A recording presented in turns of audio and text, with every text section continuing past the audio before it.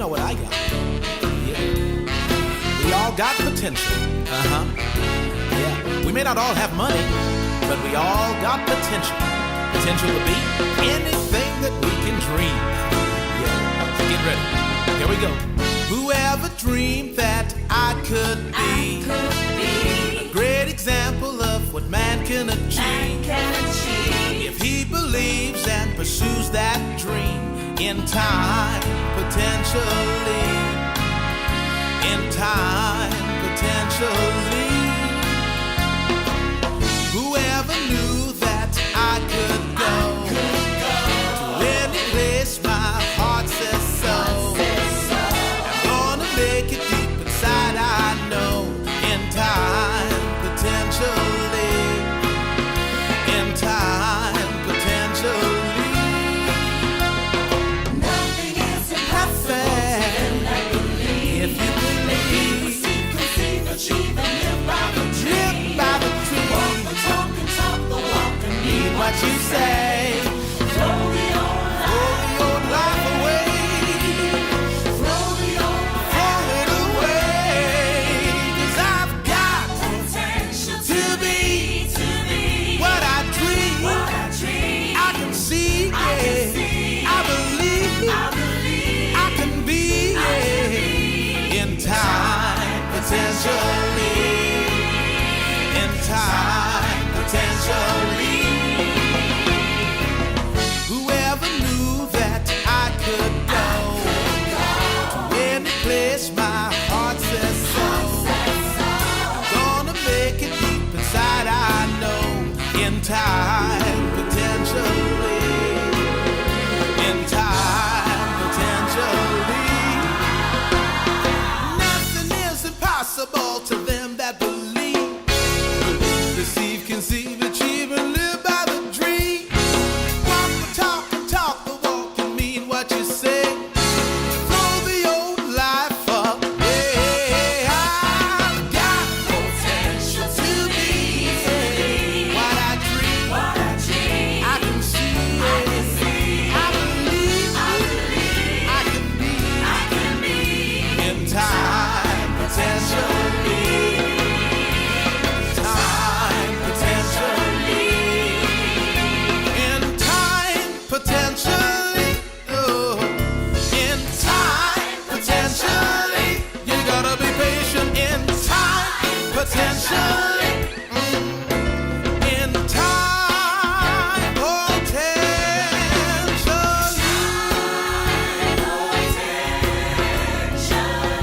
Oh, you know it's right. Whoever dreamed that I could be great example of what man could achieve. I never knew that I could go to any place my heart said so. Now I know nothing is impossible to them that believe. If I believe, receive, conceive, achieve, and live by the dream in time. Oh.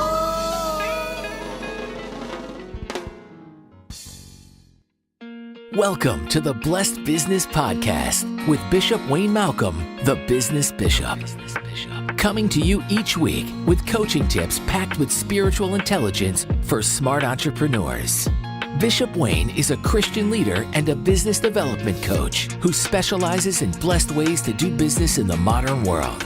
He claims that business is a spiritual game and a mind sport for smart entrepreneurs, and that those who win the inner game have a strategic advantage over those who don't. There are blessed ways to do business and bad ways to do business. In this podcast, Bishop Wayne shares the blessed principles and practices that deliver the best outcomes for enlightened entrepreneurs. Are you ready? Then let's go in.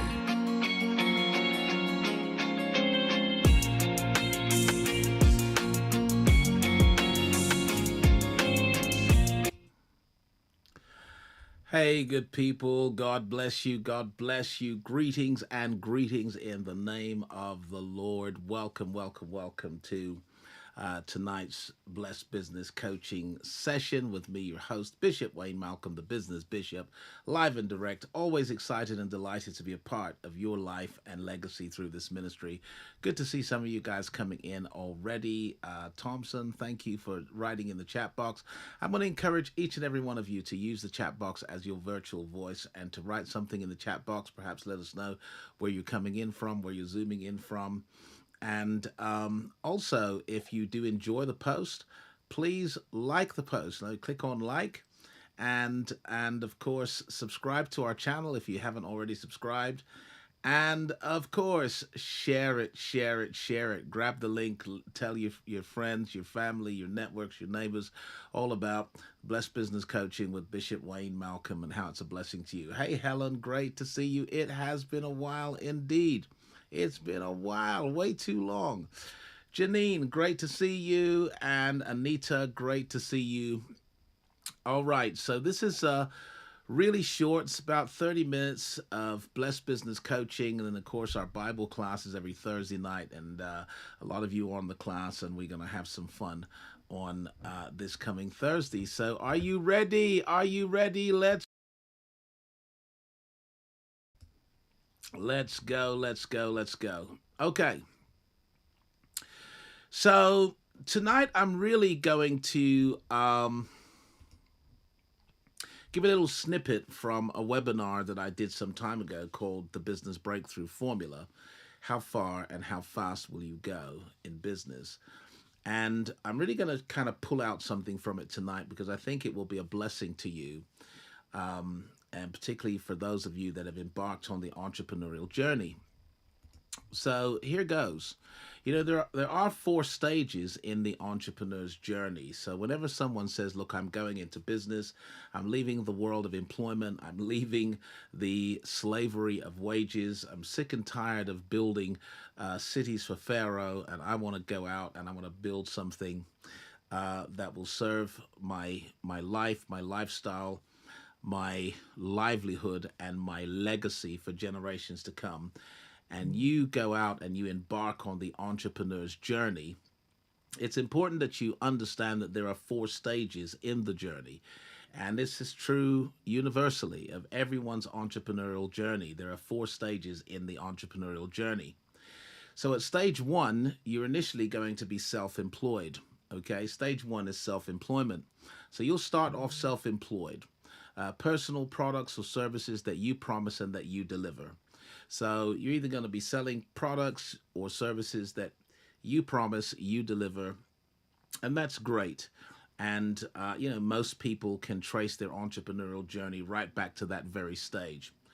And it's a useful stage, it's an important stage, but it really isn't the stage that serves you well. It isn't the stage that delivers to you the freedoms that you wanted when you went into business. It's not the stage that delivers financial freedom. It doesn't deliver time freedom. It doesn't deliver freedom of mobility. It doesn't deliver freedom of expression.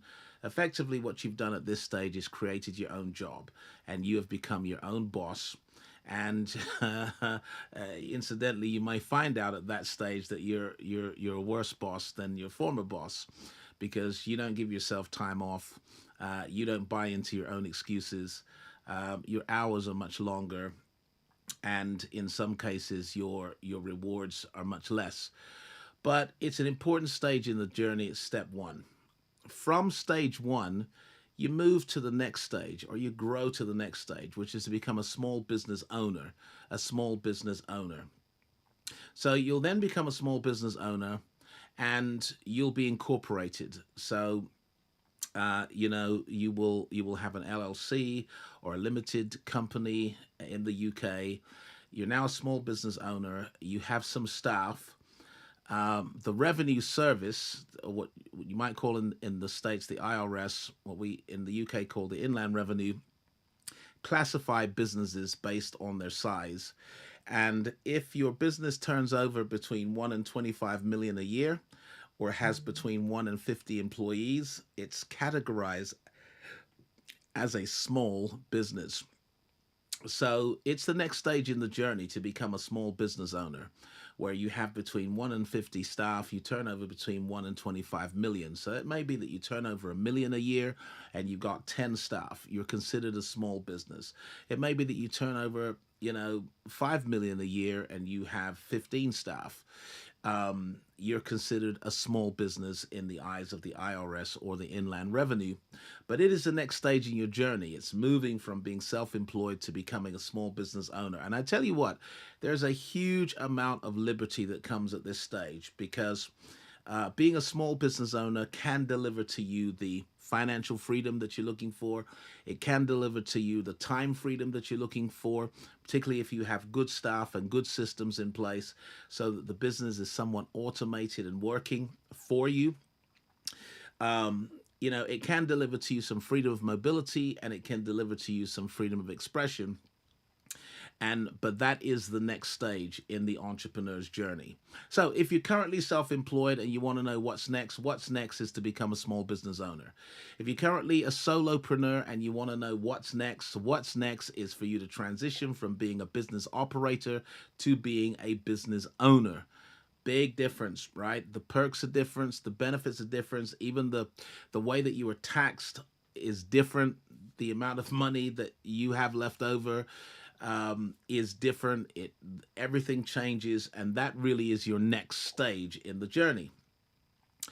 And then, if you're at the small business stage and you've got big dreams, you want to scale the business, you want to take it to another level, then your next stage is called the mid-sized business. Now, these are categories given out by the IRS or by the Inland Revenue Services because they use this to categorize businesses because the tax advantages and the tax breaks for businesses based on size, they differ. All right, because ultimately what a government wants to do is encourage enterprise, entrepreneurship, so that more people have jobs, and the more people have jobs, the more people earning money. The more people earning money is the more they can spend, and if they are spending, then what you have is a thriving economy, right? There's no point having lots of supply and no demand. There's no point having lots of products and services on offer and no one can afford them. So governments understand that it's in their interest. Certainly governments in the Western Hemisphere and governments within a within a democratic organization understand that we need to incentivize creators and even disruptors and leaders who create opportunity, create value, and create jobs. So it all changes when you become a mid-sized company. So the mid-sized business owner has scaled a small business. What do I mean by that? I mean you had one beauty salon and now you got 4 or 5 beauty salons operating in different cities. You had one restaurant, now you have a chain of restaurants, 10 restaurants. You had one thing going on and now you've scaled it. And so now you're moving now towards being a mid-sized business owner. And according to IRS, Inland Revenue, etc. You're turning over between 25 and 500 million a year. You have between 50 and 250 employees, and that's a really big company. It's a really big company, and that really appeals to people that have these huge dreams of being global. And we got an office in this company, in this country. We got an office in that city. We have a store in that city. That's the mindset behind the mid-sized business. And then finally, there's the big business. So you then become a big business owner, and that company is typically indexed, it's publicly owned, it's multinational, it's turning over between 500 million and billions, and has in excess of 250 employees. So I said that to say this, that when you embark on the journey as an entrepreneur, there are stages in the journey. You start off self-employed, but the next stage is to become a small business owner. And once you're a small business owner and you've cracked the code and you've got a formula that's consistent, that's credible, that's sustainable, that's profitable, then you might want to scale and move up to the mid-sized business. And if you're a mid-sized business owner, you might entertain a fantasy about being a big business owner, like being an Amazon, being a Tesla, being one of these big companies that have a presence in lots of countries, lots of staff, lots of value that you're bringing to the market. So let's look at the journey in terms of a map, right? What you see in the journey in this map is that you are self-employed initially, and the only way back from self-employed is to be employed. So that's why we've got an arrow going forward, we've got an arrow going backwards. I'm hoping that you're going forward. I'm hoping that you are the people who have decided I'm going forward. So please send up some fire emojis in the chat box if you've already decided that you're not going back to being employed. You're going to go forward from being self-employed to being a small business owner. You're going to go forward from being a solopreneur to being a business, to being an entrepreneur. You're going to go forward from being a business operator to being a business owner. And just send up some fire in the chat box. So even if you don't know how you're going to do this, the fact that you're dreaming it, the fact that you're confessing it, the fact that you're praying it, the fact that you're believing for it, kind of earmarks you for a promotion, earmarks you for progress. So I'm really happy to see this fire going up. Happy to see some of my friends. I see Trinidad is in the house. Kerwin, always great to see you, brother. And this is great, great, great news. But you start as self-employed. You then move along the journey to become a small business owner. And the only way back from small business owner is self-employed. But we're not going back. Once you're a small business owner, you're going to go forward and become a mid-sized business owner. And from a mid-sized business owner to a big business owner, that's the journey of the entrepreneur. That is the journey of the entrepreneur.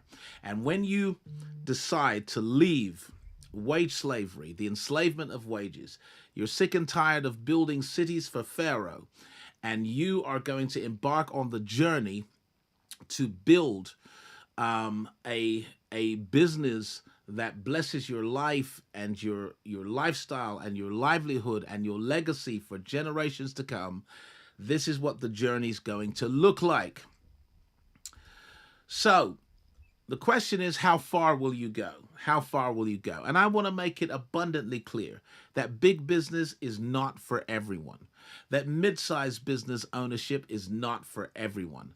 That actually simply becoming a small business owner, and remember the definition, the government definitions for a small business is anything between 1 and 25 million a year in turnover, with anything from 1 to 25 staff members, okay, or 1 to 50 staff members. So look, for most people, being a small business owner is enough, right? I mean, just imagine your business is turning over 10 or 15 million pounds a year. You've got 15 or 20 staff, and you've got a great business that is credible, it's sustainable, it's profitable, it's scalable, it's got all of that going for it. Small business is the limit. Mid-sized business, not for everyone. Big business is not for everyone. You really have to have a calling, an assignment, an anointing, and a grace to say, I'm going to go from small business to mid-sized business, or from mid-sized to big business. Most people simply want to move from being self-employed to being a small business owner. They want to move from being a business operator to being a business owner. And that's most people. And if that's you, you just go ahead and shout your amen in the chat box, because there's nothing wrong with that.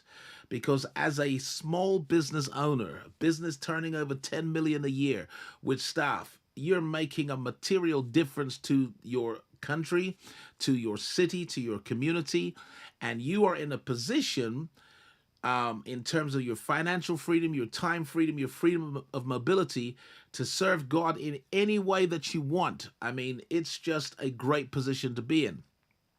But I'm going to explain this very quickly, like how far are you going to go? Like, how far do you really want to go? And how far you go is really determined by 4 things, right? I call it your context, your cause, your conviction, your capacity. And that simply means that how far you go in business along this journey, along this path, has to do with your own entrepreneurial context. So, if you were raised in an environment where your parents, your uncles, your aunts, your cousins were business owners and were doing business, then you're going to have a sense that doing business is the right thing to do. It's natural, it's normal. You're going to gravitate towards it. You're going to graduate into it because that's your entrepreneurial context. For some people, they've never been exposed to business, never been exposed to leadership. And so there's like a limit, a subconscious limit on how far they think they can go because they've never seen anyone around them go any further. And then there's the issue of your cause. Like that's your cause is your why. It's your reason. Like what's driving you? Is it the fear of poverty? Is it the desire to make a huge difference? Whatever is the cause that's driving you to say, I'm getting out of the job market, I'm going into business, what is your cause? That will determine how far you go.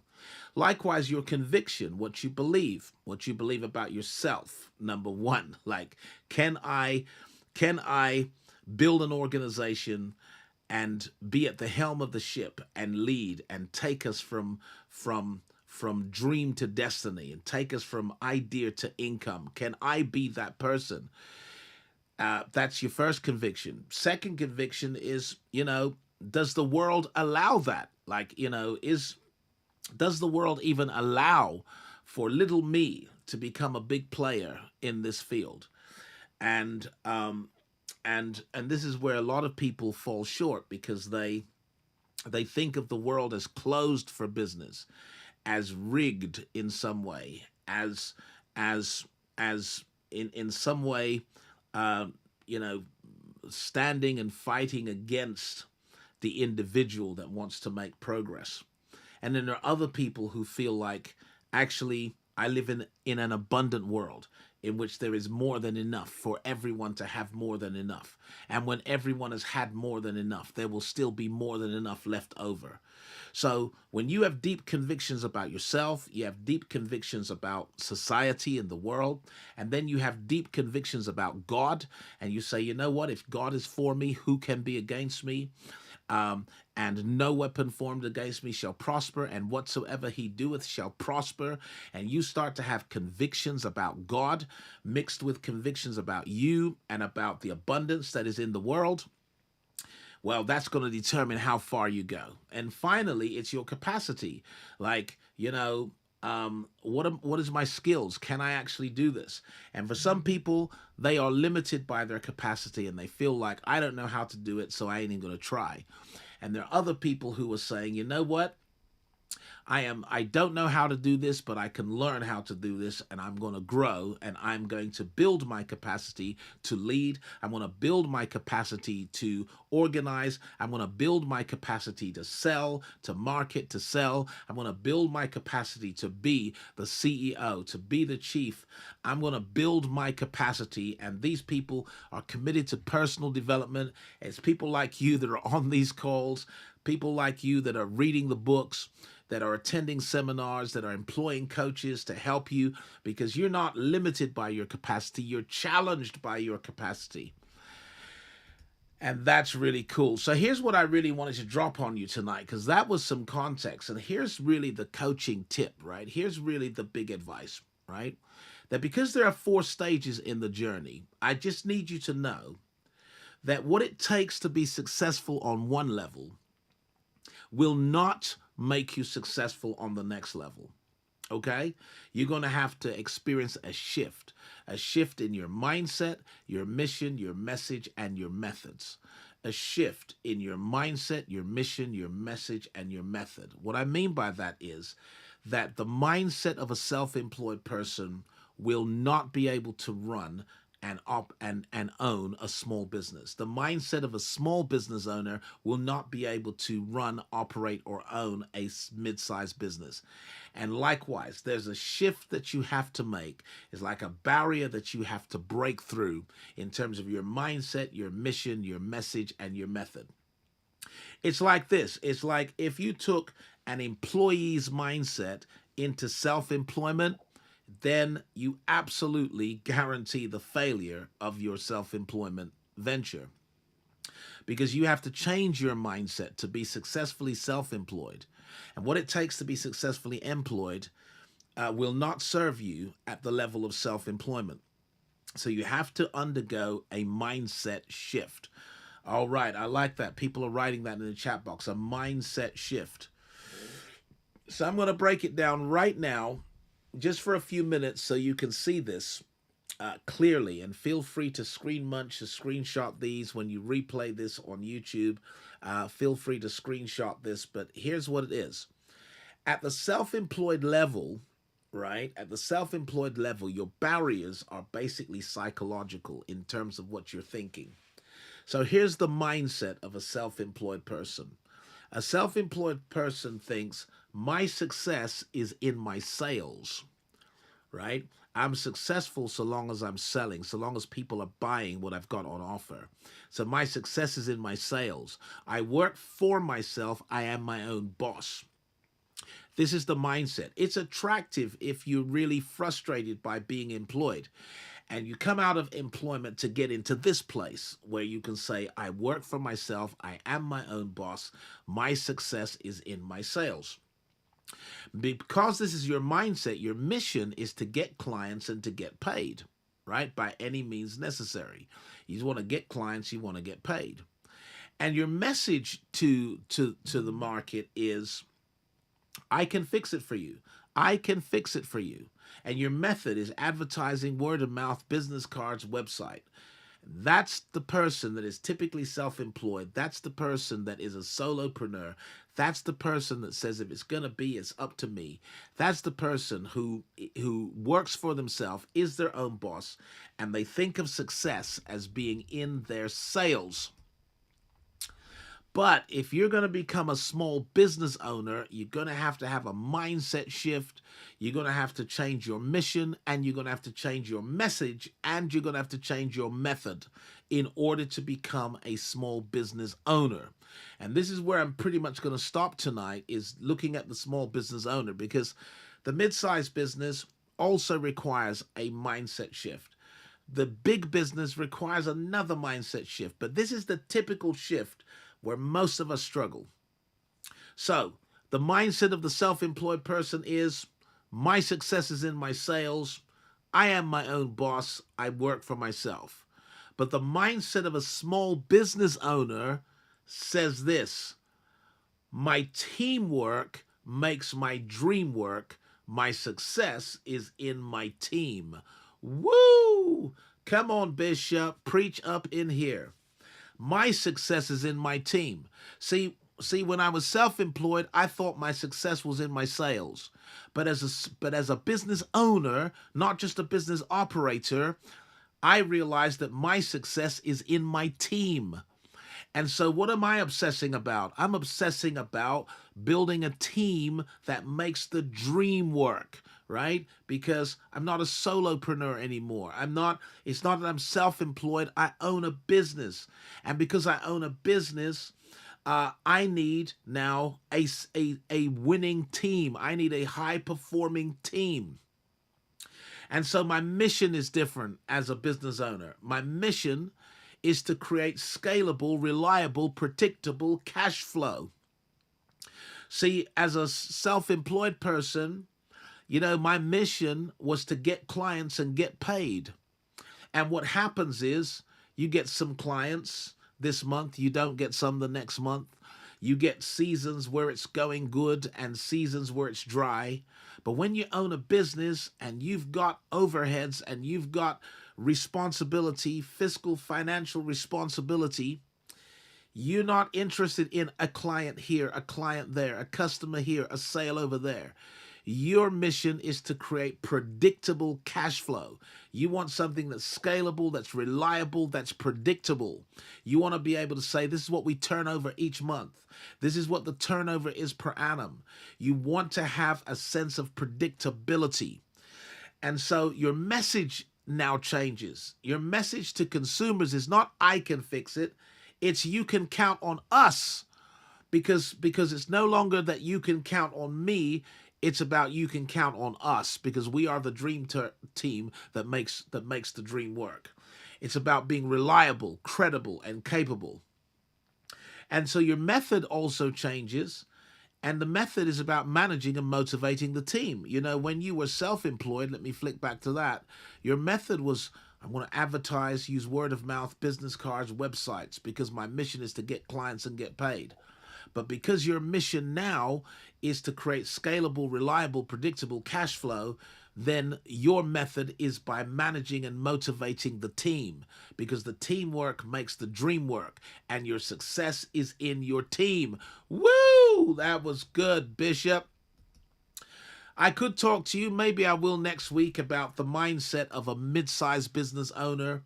They don't even think the success is in the team. They feel like my success is in my succession, right? In other words, I need people who can think and perform much better than me, much better, you know, and so they're looking for succession. They want to hand over some responsibility.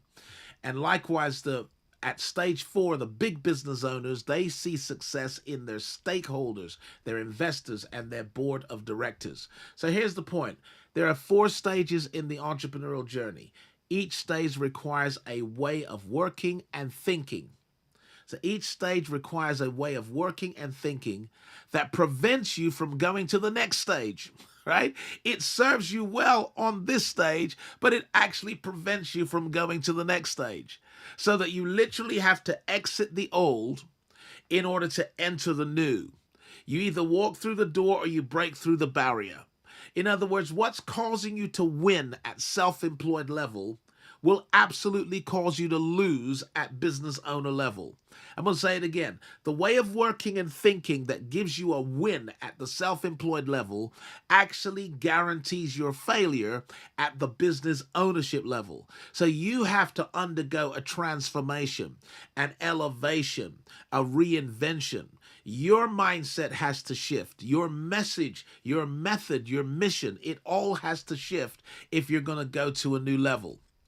I want to help you with this. I've written a free report. It's 20 pages, quick read, but it's a really eye-opening report on business strategy, the role that business strategy plays in success or failure in business. I want you to go to the website, businessstrategysecret.com, download it, read it, absorb it, and then come back, because each week, by God's grace, we'll just give you some blessed coaching tips right here. Look, I'm right off the back of the last Blessed Business Challenge. It was epic, mind-blowing. It's just growing and getting better all the time. So I'm fired up right now, but I've got to dive into my Head Start program where I am coaching some entrepreneurs.